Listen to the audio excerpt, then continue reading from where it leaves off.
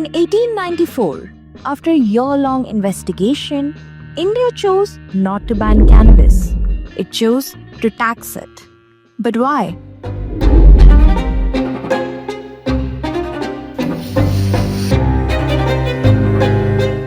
Cannabis in India has been many things. A ritualistic plant, a medicine, a taxable commodity, and today, a criminal offense.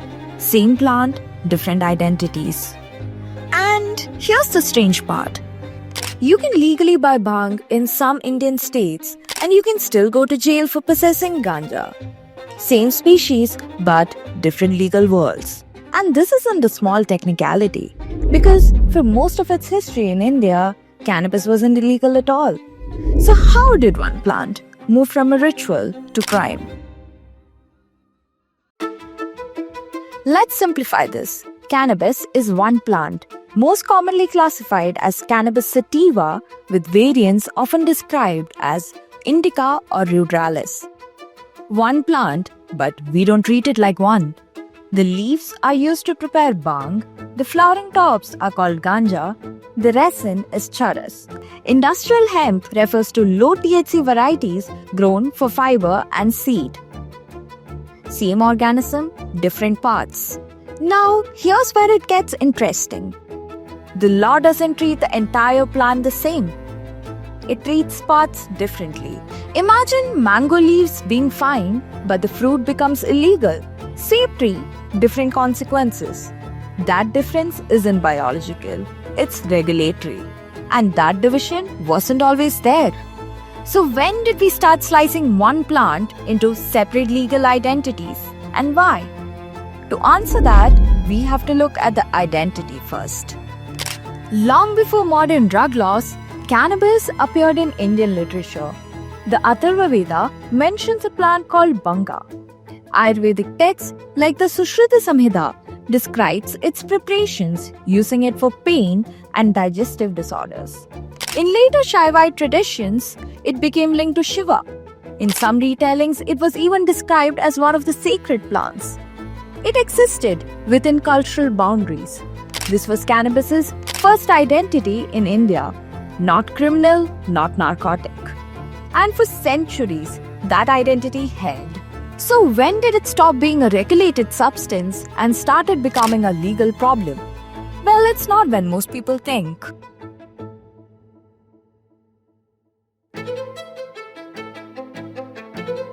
By the late 1800s, there was a pressure to ban cannabis.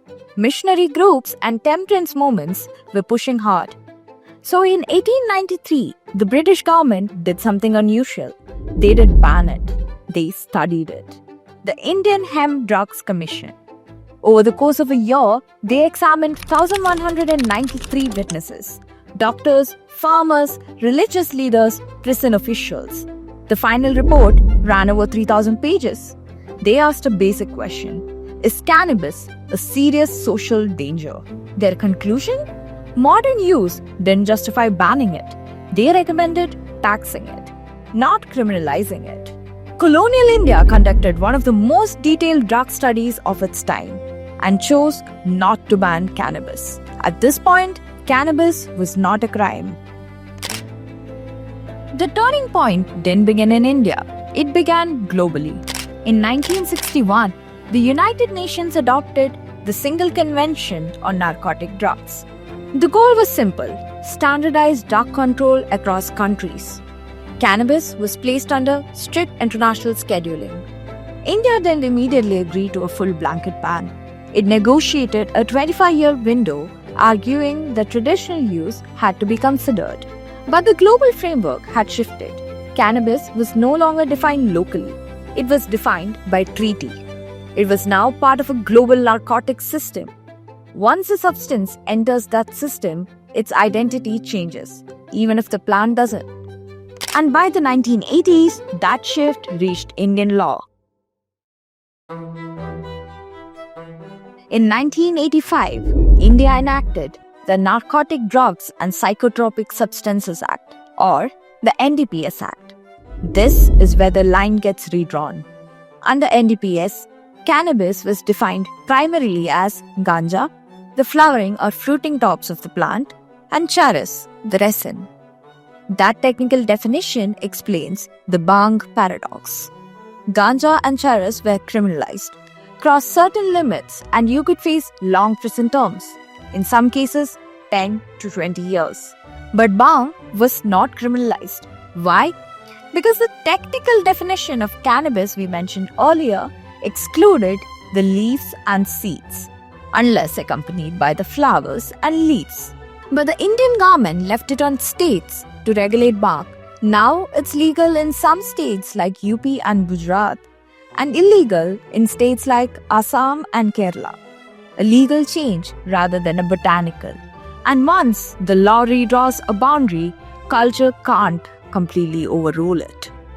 Today, parts of the world are revisiting cannabis laws. Industrial hemp is promoted for sustainable fiber. Medicinal cannabis is regulated in controlled frameworks. Even in India, some states are cautiously allowing licensed hemp cultivation. But notice what's happening. The plant isn't changing.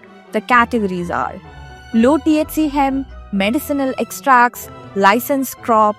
The plant remains the same. The definition or the laws around it keep changing.